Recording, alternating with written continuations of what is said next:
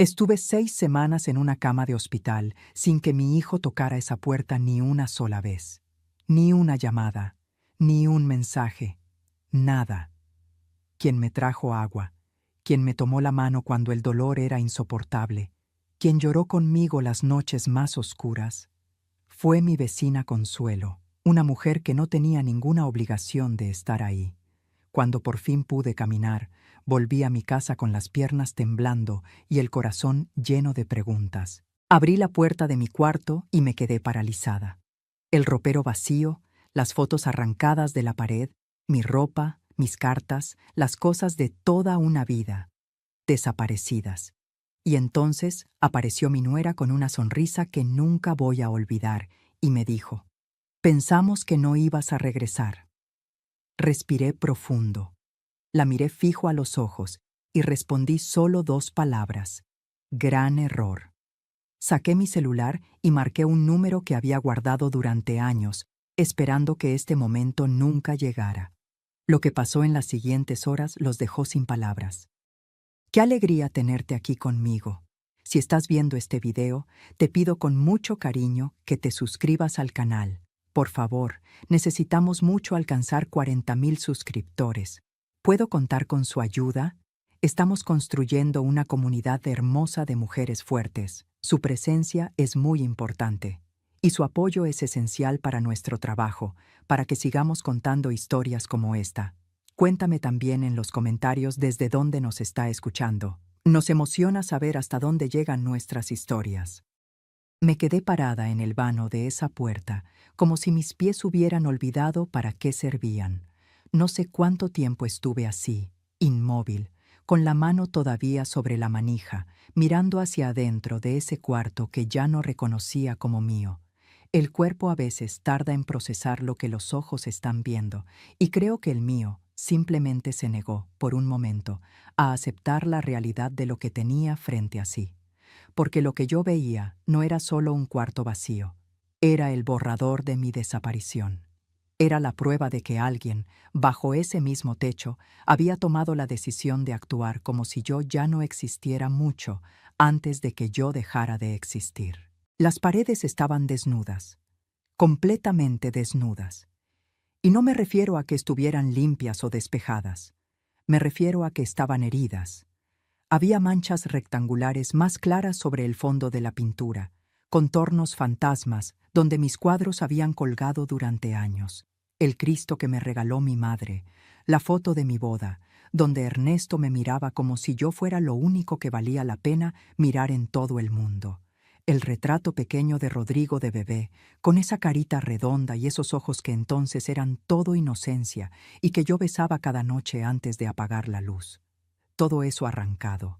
Esas formas más claras en la pared eran cicatrices, marcas de lo que estuvo y ya no está.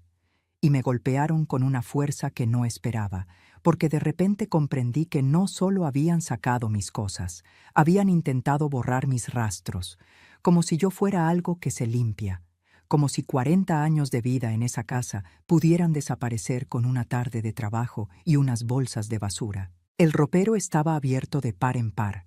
Lo primero que noté fue que ni siquiera había quedado un gancho, ni uno. Eso me pareció extraño de una manera que no supe explicarme en ese instante, pero que después entendí. Los ganchos son detalles, son cosas pequeñas que la gente olvida cuando actúa con prisa. Si no quedó ni un gancho, fue porque no actuaron con prisa, actuaron con método. Alguien revisó ese ropero con calma y se aseguró de que no quedara absolutamente nada. Eso me heló más que el ropero vacío en sí. El olor del cuarto era diferente.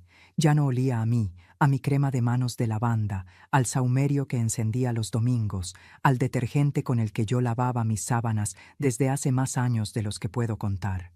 Olía a algo dulzón y artificial, un perfume que no era mío, que alguien había rociado como si quisiera tapar con fragancia lo que había hecho, como si el olor de mi vida fuera algo que también había que eliminar. Fue entonces cuando vi la media.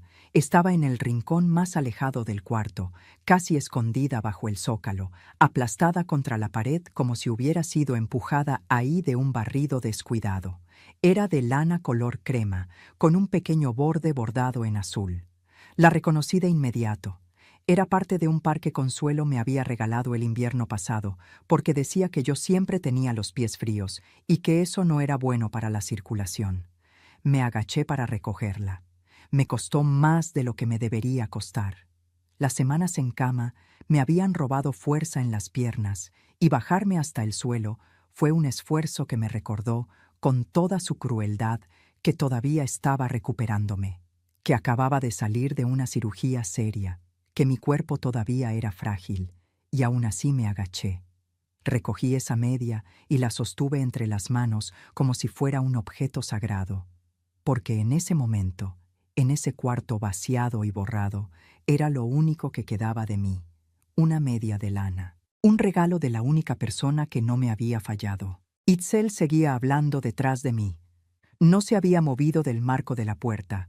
Su voz tenía ese tono particular que yo había aprendido a reconocer a lo largo de los años, el tono de quien ya decidió, ya ejecutó y ahora solo está informando, no pidiendo disculpas, no explicando con vergüenza, informando, como quien lee un comunicado en voz alta. Necesitábamos el espacio, dijo. La casa se había vuelto muy pequeña para todos, y con la situación que se fue dando, tomamos las decisiones que creímos necesarias. Las cosas las donamos porque no tenía sentido tenerlas guardadas sin saber cuánto tiempo más iban a estar ahí. Escuché esas palabras y sentí algo que no era exactamente dolor. Era algo más frío, más quieto. Era la confirmación de algo que una parte de mí había sospechado desde hacía tiempo, pero que yo me había negado a mirar de frente porque mirarlo de frente significaba aceptar que el mundo que yo creía tener ya no existía, sin saber cuánto tiempo iban a estar ahí. Eso había dicho. Mis cosas, mi ropa, mis fotos, mi historia, todo eso tenía una fecha de vencimiento en la cabeza de esa mujer, y esa fecha dependía de cuánto tiempo yo siguiera viva. Lo procesé en silencio. Lo guardé adentro con cuidado, en ese lugar donde una guarda las cosas que todavía no puede mostrar. Me di vuelta despacio y la miré. Itzel estaba recargada en el marco con los brazos cruzados y una expresión que pretendía ser neutral, pero que en realidad era la expresión de alguien que ya ganó el partido y está esperando que el otro equipo lo acepte. Llevaba años usando esa expresión conmigo. Cada vez que yo daba una opinión que no le convenía, cada vez que yo intentaba hablar de algo que la incomodaba, esa expresión que decía sin palabras, ya no tiene caso que hables, porque aquí mando yo. Fue entonces cuando noté a Rodrigo. Estaba a unos pasos detrás de ella en el corredor, con el teléfono en la mano y la vista hundida en la pantalla. No me miraba. No se había acercado desde que entré a la casa. No había dicho ni una sola palabra. Mi hijo, el hombre al que le di todo lo que tuve, y también lo que no tuve. El hombre que fue durante tantos años la razón por la que yo me levantaba con gusto cada mañana. Ese hombre no podía sostenerme la mirada. Algo en ese detalle, tan pequeño y tan definitivo al mismo tiempo, me dijo más que cualquier cosa que Itzel pudiera haber pronunciado. Porque hay silencios que piden perdón y silencios que acusan, y el suyo era claramente del segundo tipo. Salí del cuarto sin decir nada y caminé por el corredor. Necesitaba ver el resto. Necesitaba saber hasta dónde habían llegado. Abrí la puerta de la cocina y me detuve en el umbral. El cajón de la esquina, el que todos en esa casa sabían desde siempre que era mío, estaba completamente vacío. Mis medicamentos para la presión habían desaparecido. Las notas que yo misma había escrito con mi letra grande y apretada, indicando las dosis y los horarios para no confundirme, también. Mis infusiones de manzanilla, el frasco de pastillas para dormir que usaba cuando los dolores de la rodilla me despertaban a mitad de la noche, el cuaderno pequeño donde anotaba lo que me decían los médicos para no olvidarlo después. Todo, como si mi salud fuera también un estorbo que podía tirarse sin consultar. Seguí por el corredor hasta la sala. La silla de madera con cojín azul donde yo me sentaba cada tarde a rezar el rosario ya no estaba. En su lugar había una planta grande en una maceta de barro. Era una planta bonita, supongo, verde y frondosa, de esas que se ven bien en una foto. Pero yo no veía la planta. Yo veía el espacio que había ocupado mi silla, veía el lugar exacto donde habían estado mis manos tantas veces, pasando cuenta por cuenta el rosario que me había dado mi madre antes de morir. Ese rosario también había desaparecido, claro. Seguía abriendo puertas. El baño, mi jabón, mi champú, mis medicamentos del botiquín, todo reemplazado por cosas que no conocía. El cuarto de lavado, mi mandil colgado en el gancho de siempre, ya no estaba. Cada espacio que revisaba era una nueva versión del mismo mensaje, pronunciado en silencio, pero con una claridad absoluta. Aquí ya no vives tú. Aquí ya no hay lugar para ti. Ya te borramos. Regresé al corredor y fue en ese momento cuando Itzel pronunció la frase. Se había movido del marco de la puerta y me había seguido a una distancia prudente, como si estuviera supervisando el recorrido. Se acercó 2 pasos cuando me vio detenerme. Me miró con esa calma suya que siempre me pareció más inquietante que cualquier grito, y dijo: «Puedes quedarte en el sofá por mientras nosotros resolvemos qué hacer contigo. ¿Qué hacer contigo? No qué hacer para ti, no cómo ayudarte, qué hacer contigo. Como si yo fuera un mueble al que no saben si renovar o tirar. Como si mi existencia fuera una variable en una ecuación que ellos necesitaban resolver a su conveniencia». Miré a Rodrigo una última vez. Seguía con el teléfono en la mano. Seguía sin moverse. Seguía sin hablar. Y en ese silencio suyo, en esa incapacidad absoluta de hacer o decir algo que me demostrara que todavía le importaba quién era yo para él, encontré la última confirmación que necesitaba. No grité, no lloré, no reclamé. Algo dentro de mí, algo que llevaba mucho tiempo dormido esperando que llegara este momento exacto, despertó con una serenidad que me sorprendió incluso a mí misma. Tomé mi bolsa del hombro, la misma bolsa humilde con la que había salido del hospital esa mañana, con las pocas cosas que alcancé a guardar antes del alta, y caminé hacia el quintal. Salí por la puerta de atrás con pasos lentos pero deliberados, dejando atrás el corredor y la sala y las miradas de los dos, y me senté en el borde del cantero de flores, el mismo cantero que yo había llenado de tierra buena y semillas con mis propias manos en tiempos más amables. Saqué el teléfono, busqué el número, lo marqué, y mientras escuchaba sonar la llamada, con el sol de la tarde cayendo sobre mis manos y el olor de la tierra húmeda mezclándose con ese perfume extraño que había invadido mi casa, sentí por primera vez en mucho tiempo que el temblor de mis piernas no era solo debilidad. Era el inicio de algo. ¿Adivinas quién contestó esa llamada? ¿Crees saber lo que esa persona tenía guardado? No te vayas, porque lo que viene a continuación va a cambiar completamente todo lo que creías entender de esta historia. Me llamo Norma. Tengo poco más de 65 años y llevo 11 siendo viuda. Ernesto, mi marido, murió un martes por la tarde de un infarto que no avisó, que no dio señales, que simplemente llegó y se lo llevó en cuestión de horas. Yo estaba en la cocina cuando me llamaron del hospital. Llegué corriendo con Rodrigo de la mano, un niño de apenas 10 años todavía, sin entender bien qué estaba pasando. Cuando nos dijeron que Ernesto no había sobrevivido, el mundo se partió en dos. El mundo de antes, donde yo tenía un marido y un compañero y alguien que me miraba con amor. Y el mundo de después, donde era yo sola con un hijo y una deuda y el miedo de no saber si iba a alcanzar. Nunca tuve estudios más allá de la secundaria. Lo que tuve fue voluntad y las manos de mi madre, que me enseñó a coser desde niña. Eso fue lo que me salvó.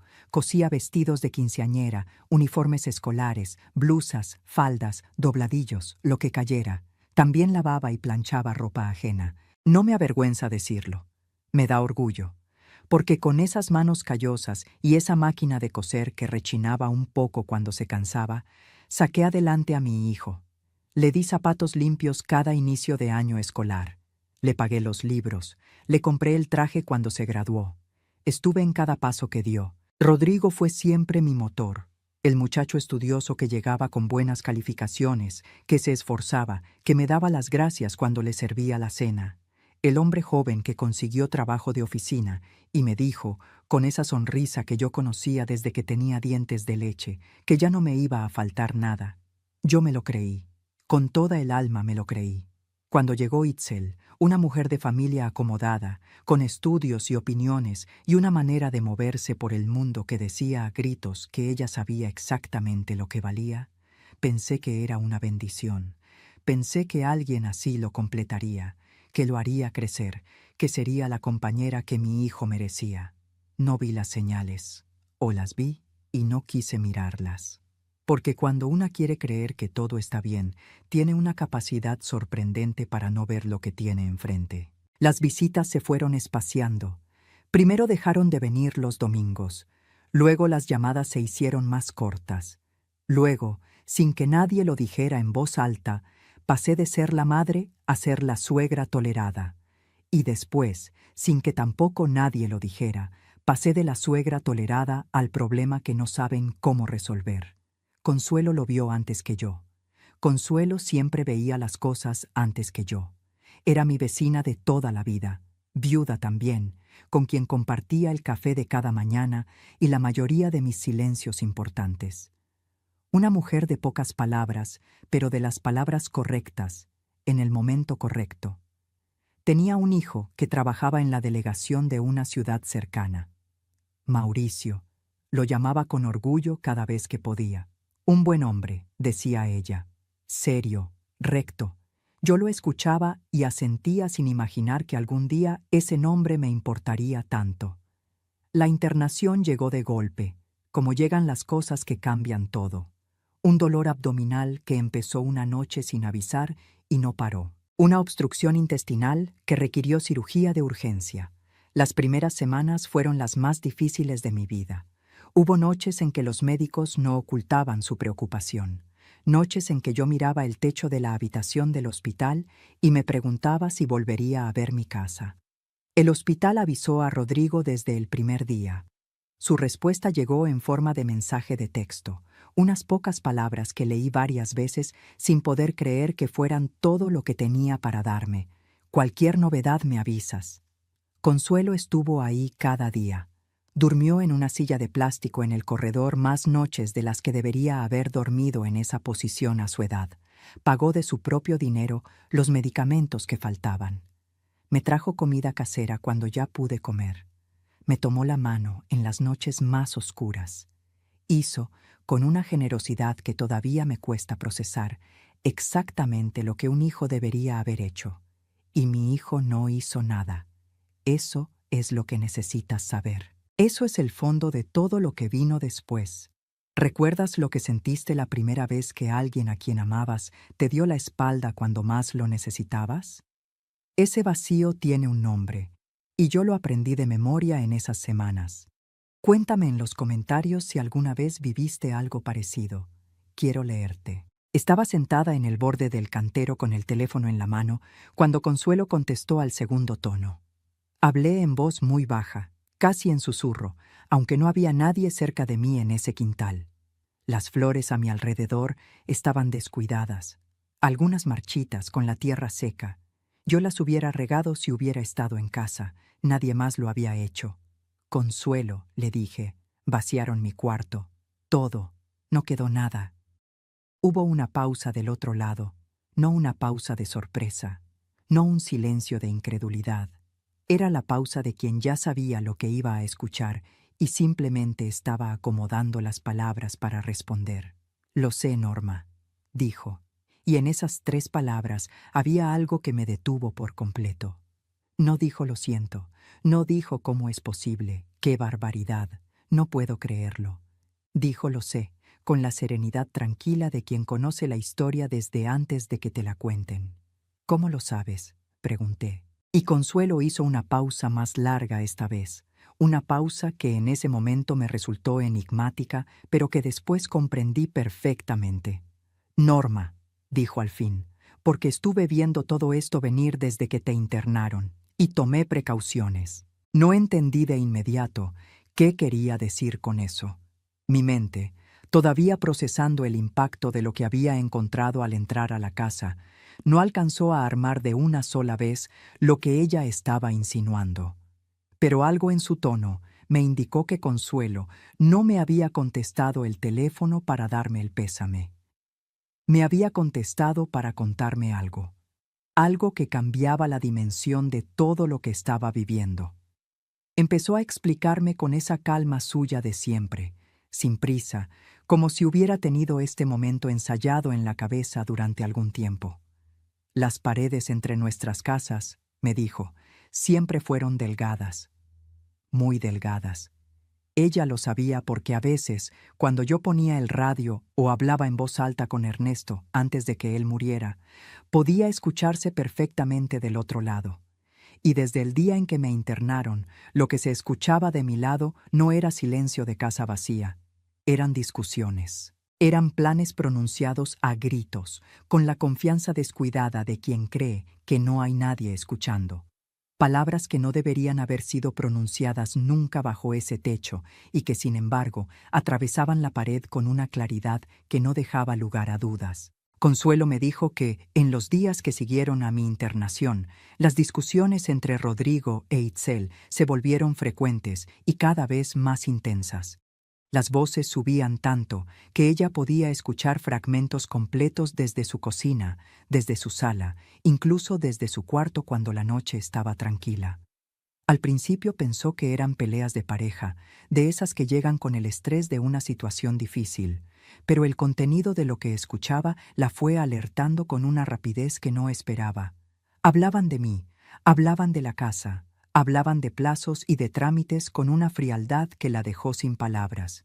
Fue entonces cuando tomó su teléfono y empezó a grabar, apoyándolo contra la pared medianera en los momentos en que las voces eran más claras.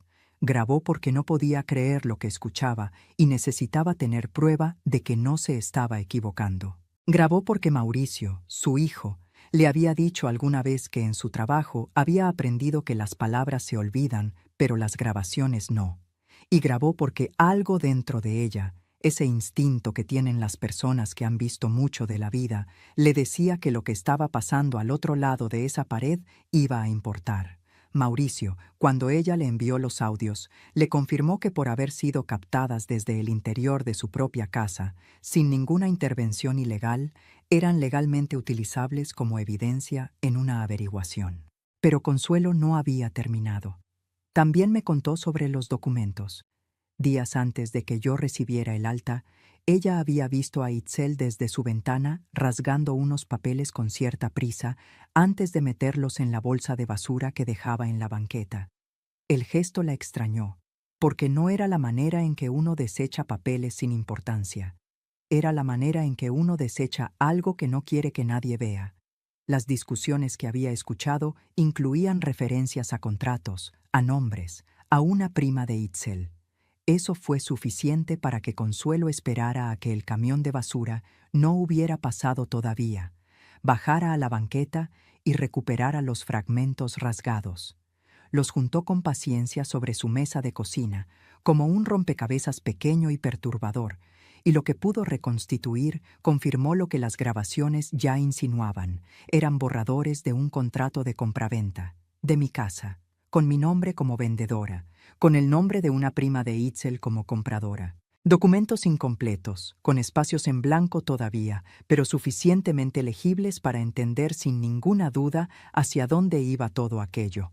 Mauricio los revisó también y confirmó que, junto con las grabaciones y el registro de la tentativa fallida en el cartorio, constituían base suficiente para iniciar una averiguación preliminar formal, porque eso también había pasado mientras yo estaba internada.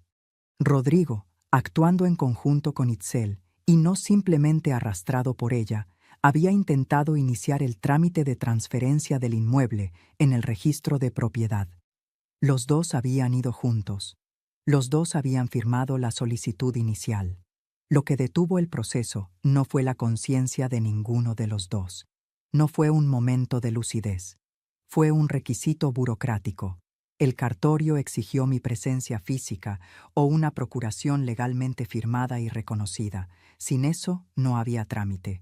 Y como yo seguía viva, y como yo no había firmado ninguna procuración porque nadie me la había pedido, El proceso se trabó. El funcionario que los atendió, al notar la irregularidad de la situación, había levantado un registro interno de la gestión.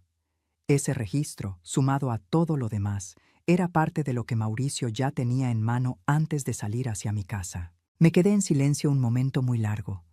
Tenía el teléfono pegado a la oreja, pero no sentía nada, ni el calor de la pantalla, ni el peso del aparato en la mano.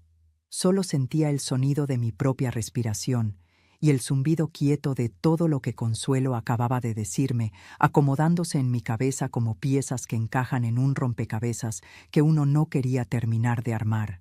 Los ojos se me fueron hacia las flores del cantero. Estaban secas, casi muertas, con las hojas dobladas hacia adentro como protegiéndose. Yo las hubiera regado. Yo nunca las hubiera dejado así. Nadie en esa casa se había molestado en hacerlo, porque nadie en esa casa se había preocupado por lo que a mí me importaba. Norma, dijo Consuelo, y su voz tenía esa mezcla de firmeza y ternura que solo le conocía en los momentos más importantes. El Mauricio salió hace un rato. Ya va para allá. Mauricio, su hijo, el hombre serio y recto del que ella me había hablado tantas veces con orgullo. El que trabajaba en la delegación, el cuyo número yo guardaba en mi teléfono desde hacía tiempo, desde que Consuelo me lo dio casi en broma, y me dijo, por si algún día lo necesitas, aunque espero que nunca lo necesites. Yo lo había guardado con la misma esperanza, pero hoy lo había necesitado, y él ya estaba en camino. ¿Qué crees que iba a pasar cuando Mauricio llegara a esa puerta? ¿Crees que Rodrigo e Itzel tenían la más mínima idea de lo que se venía encima? Acompáñame, porque lo que sucede a continuación es algo que yo misma tardé en poder creer que estaba viviendo. Si te está gustando esta historia, por favor, asegúrate que ya estás suscrita al canal. Necesitamos mucho alcanzar 40,000 suscriptores. ¿Puedo contar con su apoyo a nuestro trabajo? Rodrigo empezó a mostrarse inquieto antes de que yo volviera al interior de la casa. Lo vi por la ventana del quintal, mientras yo todavía estaba sentada en el cantero con el teléfono en la mano. Se movía por la sala con pasos cortos y nerviosos, de un lado a otro, con el teléfono contra la oreja, hablando en voz baja con alguien que yo no podía escuchar. Cada tanto se asomaba hacia el quintal para verificar que yo seguía ahí. Creo que esperaba que yo llegara adentro llorando, con esa fragilidad que a veces confundimos con debilidad y que en realidad es simplemente el peso natural del dolor. Esperaba súplica, tal vez, o un intento desesperado de negociar, o esa voz rota con la que una madre le ruega a su hijo que recapacite y que vuelva a ser quien era. Lo que no esperaba era lo que encontró cuando entré por la puerta del quintal de regreso a la sala. Una mujer que caminaba despacio, que se sentaba sin decir nada, que lo miraba con una serenidad que él no reconocía porque nunca la había visto en mí. Itzel fue la primera en perder la paciencia, como casi siempre. Entró al quintal con una actitud completamente diferente a la de unos minutos antes, y al no encontrarme ahí, me buscó adentro con esa determinación suya de quien no tolera que las cosas escapen a su control. Ya no era la administradora fría que informaba sobre decisiones tomadas. Ahora era la negociadora que intenta cerrar un trato antes de que las condiciones cambien. Se sentó frente a mí en el sillón de enfrente, juntó las manos sobre las rodillas con ese gesto suyo de persona razonable que explica cosas a quien no las entiende, y empezó a hablar del futuro. Dijo que habían investigado opciones, que se habían tomado el tiempo de buscar el lugar adecuado. Habló de un sitio con jardín, con personal capacitado, con actividades para los residentes. Habló de mensualidades, como si me estuviera vendiendo un seguro. Habló de calidad de vida, con la misma facilidad con que se habla del pronóstico del tiempo. Y en ningún momento de ese discurso pronunció la palabra asilo. Supongo que creía que llamarlo de otra manera lo hacía distinto. No lo hacía. Era exactamente lo mismo, envuelto en palabras más cómodas para quien lo proponía, no para quien lo recibía. Yo la escuché. La dejé hablar. No la interrumpí. No cuestioné nada. No hice ningún gesto que indicara lo que estaba pensando. Itzel interpretó ese silencio como receptividad, o tal vez como resignación, que era lo que ella esperaba de mí. Se fue animando a medida que hablaba, sumando detalles, añadiendo argumentos, construyendo el caso de por qué aquello era lo mejor para todos. Para mí, en primer lugar, claro. Siempre era para mí, en primer lugar. Esa era la parte que más me costaba escuchar sin reaccionar. La manera en que ella enmarcaba todo como un favor, como una preocupación genuina, como el sacrificio generoso de quien se toma el tiempo de buscar soluciones para los demás. Rodrigo se acercó después. Traía un discurso preparado. Eso era evidente. Lo noté en la respiración que tomó antes de empezar, en el orden demasiado prolijo de las ideas, en el tono de quien repasó las palabras varias veces antes de pronunciarlas. Me habló de que la casa era grande para una persona sola, que mantenerla requería un esfuerzo que ya no era razonable para alguien de mi edad y con mi estado de salud reciente.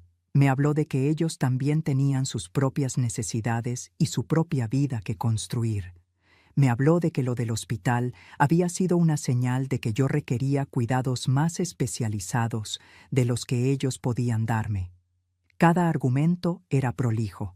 Cada argumento tenía su lógica interna, y cada argumento estaba construido sobre la premisa de que yo era un problema que necesitaba gestión, no una madre que merecía amor. Lo que me resultó más revelador, mientras lo escuchaba, fue darme cuenta de que ese discurso no era el de alguien que fue arrastrado por las circunstancias.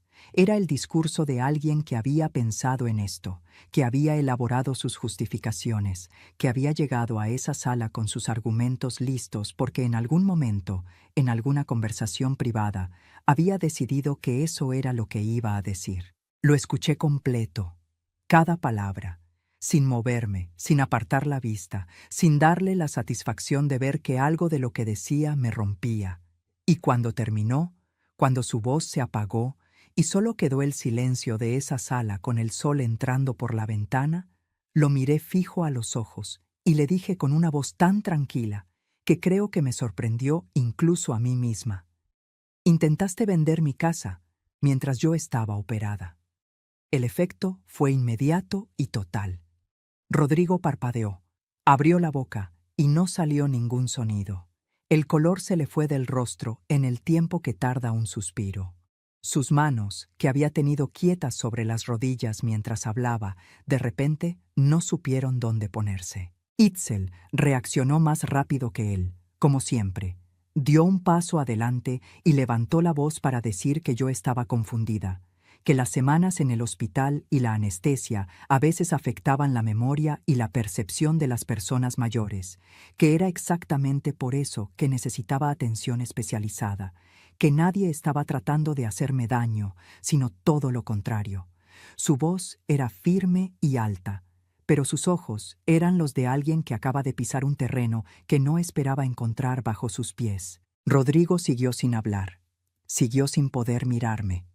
Balbuceó algo incomprensible, algo que quería ser una negación, pero que no llegó a serlo, y bajó la vista al piso con la postura de quien sabe que no puede defenderse de lo que le están diciendo, porque lo que le están diciendo es verdad.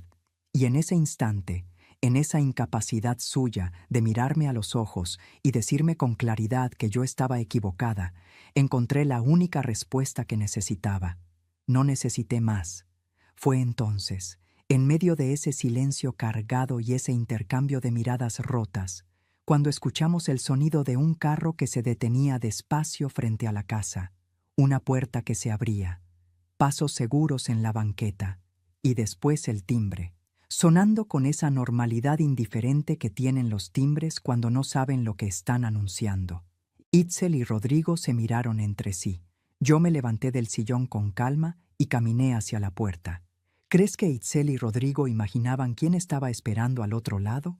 ¿Crees que todo el plan que habían construido con tanto cuidado iba a resistir lo que estaba por entrar en esa casa? No cambies de canal, porque lo que sucede cuando abro esa puerta es el momento que todo lo cambia. Fui yo quien caminó hasta la entrada, con paso lento pero firme, con la espalda recta de quien ha decidido que ya no va a doblarse más, abrí la puerta. Mauricio estaba ahí. Era un hombre de mediana edad, con cara de pocas palabras y una mirada directa que no juzgaba, pero que tampoco se disimulaba. Lo acompañaban 2 personas más, igualmente serias, igualmente tranquilas en esa manera que tienen los que hacen ese trabajo de parecer tranquilos, aunque la situación no lo sea. Se presentó con su nombre completo y su cargo, brevemente, sin rodeos ni explicaciones innecesarias. Dijo que venía a realizar una verificación preliminar en relación a una denuncia que había sido formalmente registrada y que agradecía que le permitiera entrar. Lo hice pasar. Itzel se puso de pie de inmediato cuando los vio cruzar el umbral.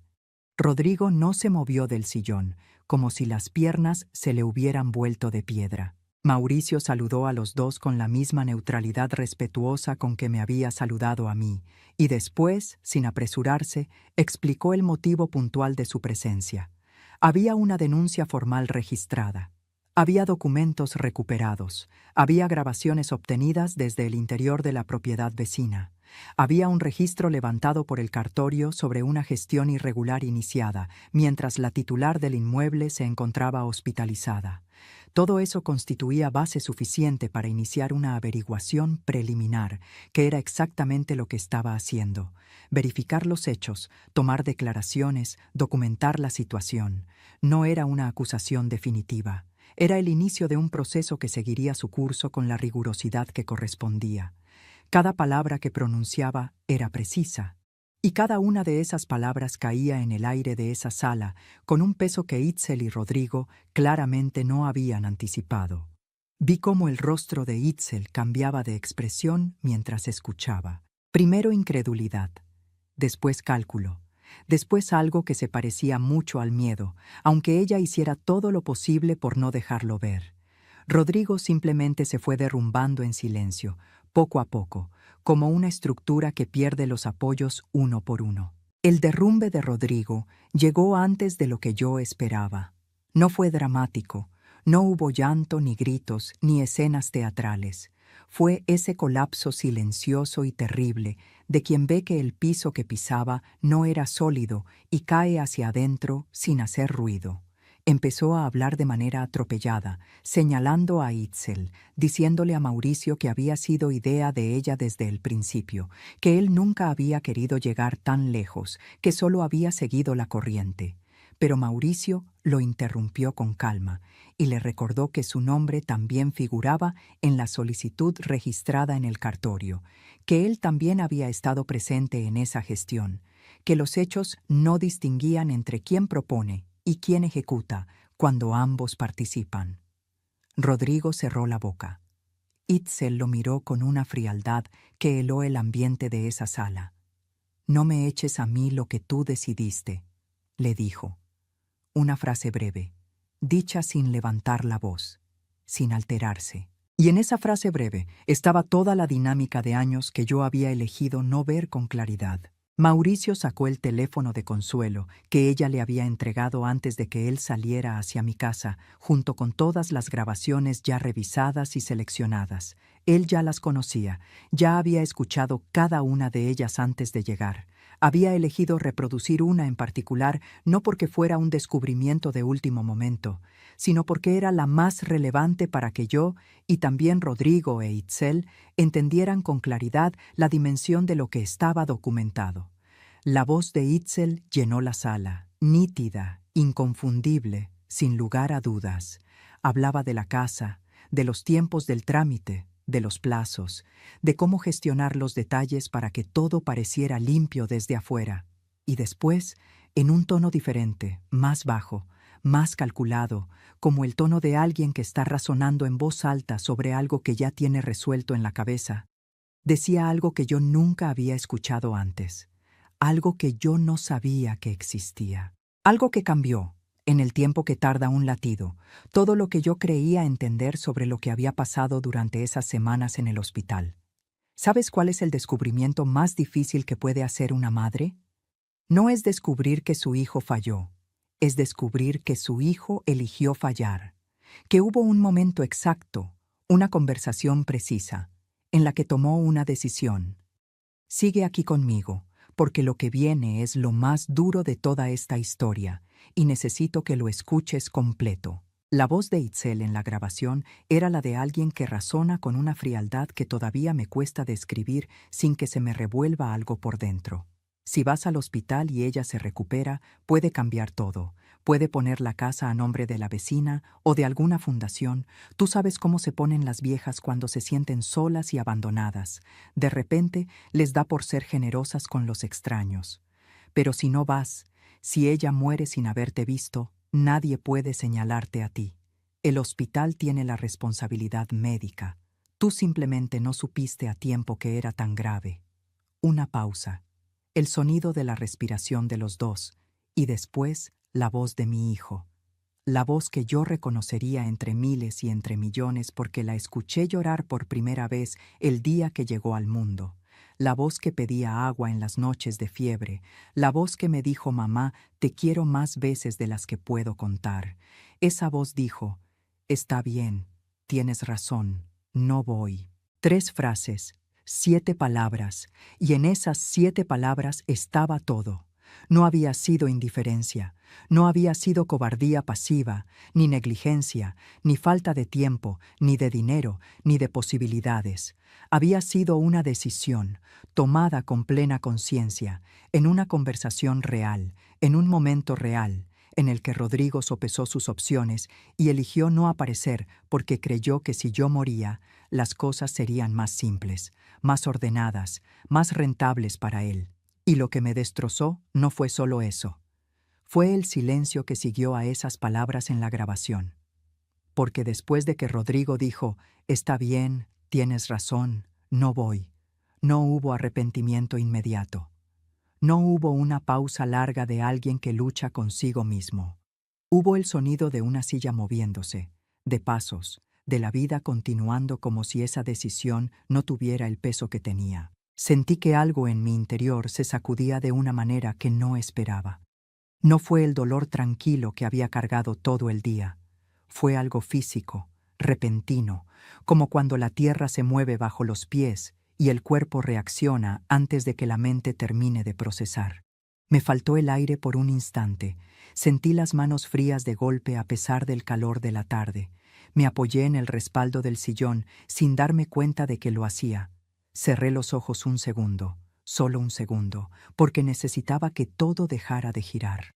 Mauricio lo notó y se acercó un paso, preguntando en voz baja si me encontraba bien. Le dije que sí con un movimiento de cabeza, aunque no estaba segura de que fuera verdad, porque en ese momento no estaba bien. Estaba procesando la diferencia entre saber algo y confirmarlo, entre temer lo peor y escucharlo con la propia voz de tu hijo. Y eso no se procesa sin que el cuerpo acuse el golpe. Después, cuando el mareo pasó y la respiración volvió a su ritmo, algo más quieto tomó su lugar. No era serenidad todavía. Era el silencio que viene después de que algo se rompe definitivamente y ya no hay manera de pegarlo. El silencio de quien entiende que el hijo que conoció, el niño de 10 años que lloraba en el hospital cuando su padre no sobrevivió, ese hijo se había ido perdiendo mucho antes de que yo me diera cuenta. Y yo, con todo mi amor, con toda mi dedicación, con toda la vida que invertí en él, no lo había podido retener. ¿Alguna vez llegaste al punto en que ya no pudiste seguir justificando a alguien que amabas? Ese momento en que la evidencia se vuelve tan clara que ya no hay manera de mirar para otro lado por más que quieras. Es un momento que duele de una manera que no tiene palabras suficientes. Cuéntame en los comentarios si alguna vez viviste algo así. A veces nombrar el dolor ayuda a cargarlo un poco menos. Mauricio pausó la grabación. La sala quedó en silencio absoluto. Itzel tenía la mandíbula apretada y la mirada clavada en algún punto de la ventana, con los brazos cruzados sobre el pecho, sin decir nada. Rodrigo tenía los ojos enrojecidos y la vista en el piso. No me buscaba, no extendía la mano hacia mí, no pronunciaba mi nombre. Solo estaba ahí, sentado en el sillón de una casa que había intentado quitarme, sin ser capaz de hacer siquiera lo más mínimo. Mauricio me miró a mí. Yo asentí en silencio. Él asintió también. Y después le indicó a Itzel, con esa calma profesional que no dejaba espacio para negociaciones, que los acompañara para rendir su declaración en el marco de la averiguación. Itzel se levantó sin mirarme, sin dirigirme una sola palabra, sin ningún gesto que reconociera lo que había hecho ni lo que acababa de escuchar. Salió de esa sala como si fuera ella la agraviada, con esa dignidad impostada de quien no sabe perder. Y Rodrigo se quedó solo, solo en la sala de mi casa, solo con todo lo que había elegido ser y con todo lo que esa elección le había costado. ¿Quieres saber cómo terminó todo esto? ¿Crees que Rodrigo encontró la manera de arreglarlo? Lo que pasó en las semanas siguientes cerró esta historia de una forma que yo misma tardé en poder creer. Quédate hasta el final. Pasaron semanas. El proceso siguió su curso con la lentitud propia de estas cosas, pero siguió sin detenerse. La averiguación preliminar se fue convirtiendo en un expediente formal. Las diligencias avanzaron, los documentos recuperados por Consuelo fueron analizados. Las grabaciones fueron incorporadas como evidencia dentro del proceso. La transferencia que habían intentado iniciar, ese trámite que casi me quita la única propiedad que yo tenía en el mundo mientras yo estaba en una cama de hospital luchando por recuperarme, fue anulada de manera preventiva desde las primeras semanas, como medida cautelar mientras el proceso seguía su curso. Mi casa quedó protegida, registrada a mi nombre, sin posibilidad de movimiento hasta que la situación se resolviera legalmente. Itzel fue citada a declarar en más de una ocasión. Su prima, la que aparecía como compradora en esos borradores que Consuelo reconstituyó sobre su mesa de cocina, también fue llamada a dar su versión. El proceso no fue rápido ni sencillo. Hubo momentos en que yo me despertaba en las noches con esa angustia quieta de no saber cómo terminaría todo, de si el sistema funcionaría o si al final las cosas se diluirían como a veces se diluyen. Pero Mauricio me mantuvo informada con la misma discreción y la misma seriedad con que había manejado todo desde el principio. No me prometió resultados que no podía garantizar. Me explicó los pasos, los tiempos, las posibilidades reales. Y yo aprendí en esas semanas que hay cosas en las que es posible confiar si uno tuvo la fortuna de encontrar a las personas correctas. Itzel pidió el divorcio antes de que el proceso terminara. En cuanto vio que las consecuencias iban a ser reales, en cuanto entendió que ya no había manera de salir de aquello sin cargar con una parte del peso, decidió que Rodrigo ya no le convenía. Lo dejó con la misma eficiencia con que había planificado todo lo demás, sin drama, sin escenas, con la frialdad pragmática de quien corta una inversión que dejó de ser rentable. Rodrigo se quedó solo, sin ella, sin la casa que habían planeado quedarse, sin el futuro que habían imaginado construir sobre mis espaldas. Supe todo eso a través de terceros, a través de Mauricio, a través de algunos conocidos comunes que a veces me cruzaba en la calle. Yo no lo busqué, no llamé, no pregunté. Había llegado a un punto en mi vida en que entendí que el silencio también es una forma de respuesta y que a veces la respuesta más honesta es no dar ninguna. Rodrigo apareció en mi puerta una mañana, tiempo después de que las medidas cautelares ya estuvieran firmes y el proceso siguiera su camino sin que yo necesitara intervenir. Escuché el timbre y supe antes de abrir que era él. Tenía ese presentimiento que solo dan los años de conocer a alguien desde que nació. Abrí la puerta y lo encontré parado en el umbral, sin atreverse a entrar, con esa postura de quien sabe que no tiene derecho a cruzar sin permiso. Estaba diferente, más delgado, visiblemente, con ojeras profundas y la ropa sin el cuidado de siempre, un poco arrugada, como la ropa de alguien que duerme mal y que por las mañanas ya no tiene energía para los detalles. Me miró y por primera vez en mucho tiempo no desvió la vista. Me sostuvo la mirada, y en esa mirada yo vi muchas cosas al mismo tiempo: vergüenza, agotamiento, algo que quería parecer arrepentimiento y que tal vez lo era, aunque ya no pudiera cambiar nada. Empezó a hablar, un discurso largo y desordenado que iba del arrepentimiento a las explicaciones y de las explicaciones de regreso al arrepentimiento en espirales que se repetían sin llegar a ningún lugar claro. Decía que había sido débil, que Itzel lo había manejado desde antes de lo que yo imaginaba, que él siempre había sido incapaz de contradecirla, que se dejó llevar sin medir las consecuencias.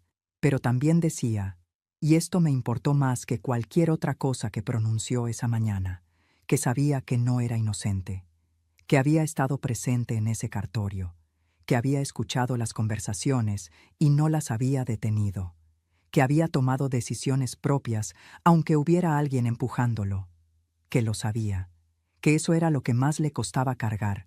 Decía que nunca quiso que yo muriera, que en el fondo siempre me quiso, que se odió a sí mismo cada día de esas semanas, pero que tampoco fue capaz de ir contra lo que ya había puesto en marcha. Decía que lo sentía de verdad, que no esperaba que yo lo perdonara, pero que necesitaba que yo supiera que lo sentía. Yo lo escuché completo, con la misma paciencia con que lo había escuchado siempre, con esa paciencia de madre que a veces confundimos con infinita, cuando en realidad también tiene un límite. Y cuando terminó, cuando su voz se quebró ligeramente al final y se quedó esperando, lo miré a los ojos con la calma que aprendí a cargar como un escudo durante todos esos meses y le dije, te esperé durante 6 semanas en ese hospital. Cada día esperé que abrieras esa puerta. Ni una sola vez lo hiciste. Eso me enseñó todo lo que necesitaba saber. No grité. No le deseé ningún mal. No le recriminé nada de lo que no había dicho ya, implícita o explícitamente, en todo lo que habíamos vivido. Simplemente cerré la puerta, con suavidad, con esa tranquilidad de quien ya procesó lo que tenía que procesar, ya lloró lo que tenía que llorar en la intimidad de sus propias noches, y que ya no necesita seguir cargando con lo que no le pertenece. Cerré la puerta y me quedé un momento parada del otro lado, con la mano todavía sobre la manija, respirando, y lo que sentí no fue triunfo, no fue venganza satisfecha, fue algo mucho más simple y mucho más profundo, fue alivio, el alivio silencioso de soltar un peso que había cargado durante demasiado tiempo. Esa tarde, Consuelo vino a casa. Preparé café, el mismo café de siempre, con la misma cafetera de aluminio que uso desde hace más años de los que recuerdo. Nos sentamos en el quintal, en la misma mesa de siempre, bajo el mismo cielo de siempre. Yo había replantado las flores del cantero, las mismas que Itzel había arrancado cuando decidió que el quintal necesitaba otra imagen.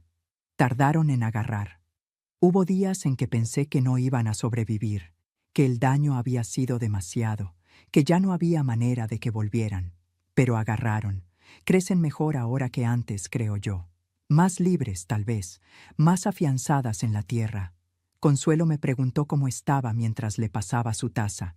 Le dije la verdad, como siempre se la digo, cansada, pero entera, dolida, pero libre. Era una combinación extraña de sentir, pero era honesta. Y con Consuelo nunca necesité ser otra cosa que honesta. Hay personas que solo te valoran cuando creen que puedes desaparecer, que te miran de reojo mientras estás enferma calculando lo que dejarás, lo que vale lo que tienes, el espacio que ocupas y que ellos podrían ocupar mejor. Y hay personas que se quedan aunque no tengan ninguna razón para hacerlo, que duermen en sillas de plástico en pasillos de hospital porque no soportan la idea de que estés sola, que guardan fragmentos de papel rasgado de una bolsa de basura porque tienen el instinto de quién sabe, antes de que los hechos lo confirmen, que esos papeles van a importar, que graban lo que escuchan a través de una pared delgada porque algo dentro de ellas dice que hay que dejar constancia de lo que está pasando. Aprendí a distinguir a unas de otras. Me costó mucho.